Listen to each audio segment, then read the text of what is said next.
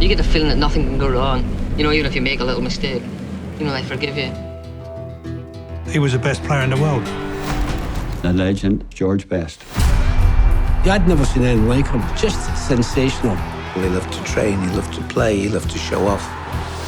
He could turn a game on a dime. I was born with something, and I didn't have to work very hard at it. George became the first superstar in football. You got the Rolling Stones, you got all the pop groups, but he was a footballer. David Beckham could say thank you to George. It seemed like it was never going to end. It was just getting better and better. This was the great occasion of their lives. They didn't get any bigger than Benfica. The European Cup.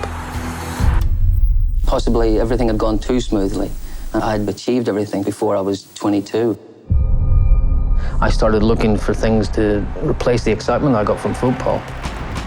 George drank every single day for 30 years. It wasn't a slow downhill, it was...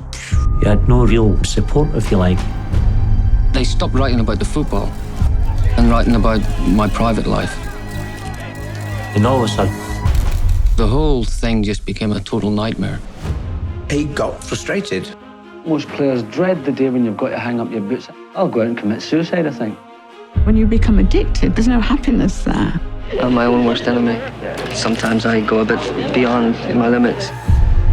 The promise of magic is what George Best always brought. George Best, all the time. It was a time that has never been repeated and will never, ever be repeated. What would you want people to think of you? As long as I remember the football, because that's what it was all about.